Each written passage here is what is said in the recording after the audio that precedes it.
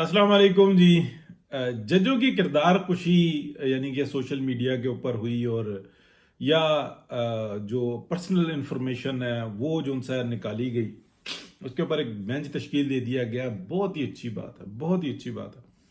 इससे judicial system जो उनसे ना जो ख़राब हो रहा था और उसके ऊपर जो ना निगाह जाएगी और ये ऐसा होना चाहिए। लेकिन सिर्फ ऐसा नहीं होना चाहिए।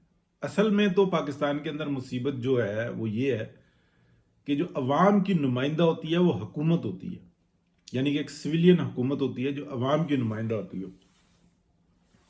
जमहूर की हुकूमत यानी कि अवाम की हुकूमत जो होती है उसको, जब यही डिपार्टमेंट्स पूरा जोर लगाकर सोशल मीडिया और मीडिया के ऊपर अन्य वाह किसी भी मुखलिस और किसी भी हमदर्द और अवाम के नुमाइंदे को रेडिक्यूल करते हैं, बेदरेग जो उनसे है ना उसको उसको इल्ज़ामात का निशाना बनाते हैं, उसको मीडिया पर और सोशल मीडिया पर बताते हैं कि ये इंडिया का यार है, ये मोदी का यार है, ये पाकिस्तान का गद्दार है। गद्दार के मायने समझते हैं ना।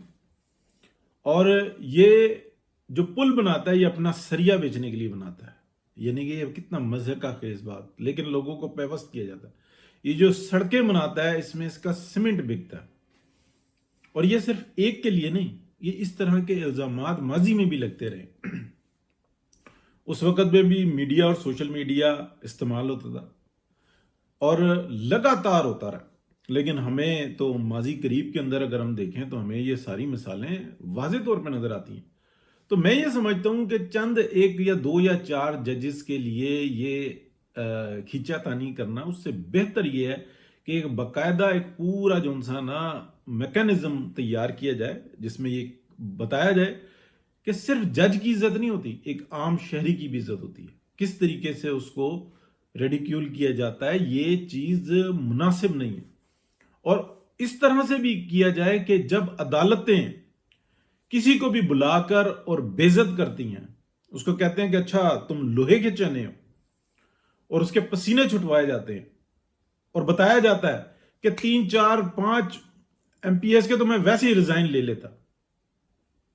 और ये किस मनसब पे बैठकर करते हैं, किस कुर्सी पर बैठ कर करते हैं, किस ताकत के साथ करते हैं, और फिर वो सोशल मीडिया पर नशर की जाती हैं।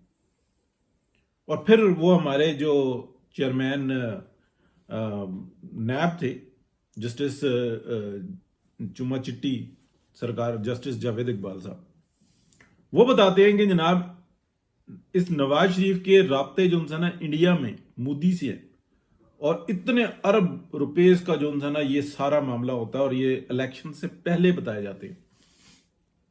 तो ये भी एक मीडिया के ऊपर जो ना मीडिया वार होती है। तो इसमें जो लोग हैं उनको बुलाकर पूछा जाए कि बताओ, सबूत दो आपके जिसकी बुनियाद पे आप एक साबिक प्राइम मिनिस्टर को और एक ऐसे शख्स को जिसने इस मुल्क की खिदमत की है, जिसके खिलाफ हमें सिर्फ एक सबूत मिला है पूरी जान लगा के, कि एक ऐसी चीज कि वो बेटे से तनख्वाह लेने का हक रखता था।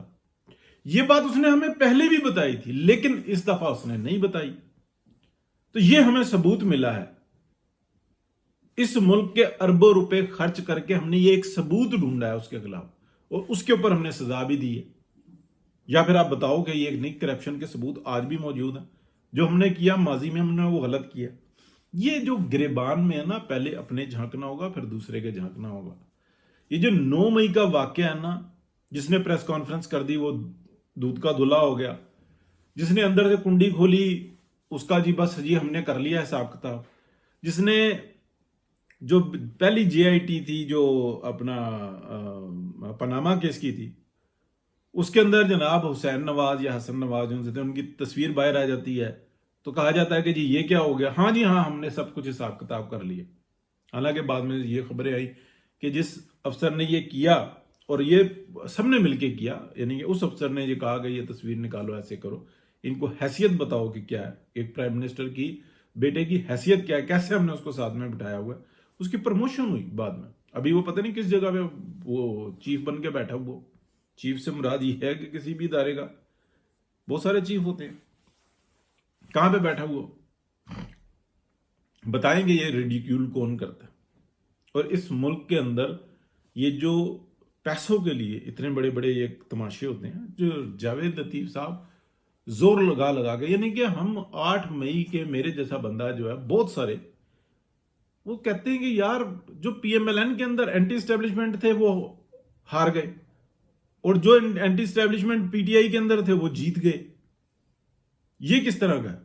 اور ایک ایسا شخص جس کو وزیر اعلیٰ کے پی لگا دیا گیا، اس کا آپ دیکھیں کہ اس کو پکڑا جاتا ہے، اس کے بال اتارے جاتے ہیں، اس کو کس طرح سے مجرم بنایا جاتا ہے، اور اس کے بعد جناب وہ پریس کانفرنس کرتا ہے، اور اس کے بعد پھر اس کو اسی ڈیوٹی کے اوپر. اور ایک ایسا شخص کہ جس کے بارے میں یہ ہے کہ اس نے ریاست پہ حملہ کر دیا، عمران خان، اس کو شہزادوں کی طرح رکھا ہوا ہے، اس کا جو جیلر ہے اس کا ملازم بنا ہوا ہے، ہر وقت اس کو کہ جی اس کی مرضی کیا ہے، اس کا کھانا کیا، اس کا پینا کیا، اس کے ملاقاتی کیسے آ رہے ہیں، جس کو اندر بلانے کی اجازت دے گا وہ آ جائے گا، جس کو نہیں. یہ ہوتا ہے قیدی، یہ ہوتا ہے پرائم منسٹر. کیا پرائم منسٹروں نے پہلے نہیں کی سزائیں کاٹی؟ اور پھر یہ کہا جائے کہ جناب ہم معاف نہیں کریں گے، ہم بھولیں گے نہیں. سب بھول گئے. اور یہ کس ایجنڈے پہ یہ سب کچھ ہو رہا ہوا ہے؟ تکلیف دہ بات کرنا جو انسان ہے، بس یہ آسان ہے کہ جناب اب وہ جی لوگوں کو خبروں میں جو انسان چٹپٹا مل جائے گا کہ جناب بینچ تشکیل دے دیا، اور ججز کے بارے میں یہ ہوگا کہ کہاں سے نکلی خبر، کیسے آئی نکلی خبر.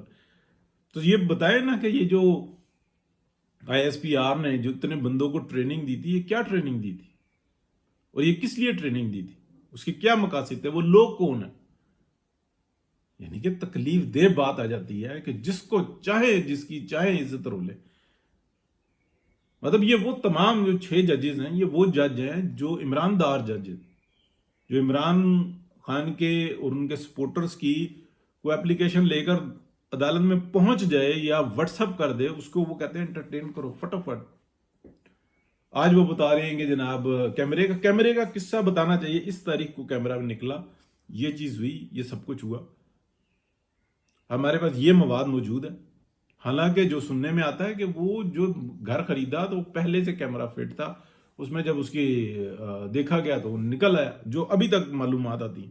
نہیں تو ایگزیکٹلی بتائیں کہ میں اس گھر میں رہتا تھا، اس تاریخ کو یہ ہوا، میں نے یہ پولیس رپورٹ لکھائی. اور اگر پولیس رپورٹ نہیں لکھائی تو ایک جج پولیس رپورٹ نہ لکھائے، اور آج میں بتا رہا ہوں کہ جو اس میں یو ایس بی بھی تھی، اس میں ایسا تھا سب کچھ، تو بتائیں ایگزیکٹلی کیا ہے. اور کوئی پوچھے گا نہیں. پھر اس کے بعد لوگ باتیں کرتے ہیں تو افسوس ہوتا ہے کہ یار یہ کس طرح کا مطلب مذاق بنایا جا رہا ہے. سب کے سب جو انسان ایک ساتھ جو انسان چل رہے ہوتے ہیں. ٹھیک ہے جی، باتیں خطرناک ہی ہوتی ہیں لیکن کرنی بڑی ضروری ہوتی ہیں. اللہ حافظ.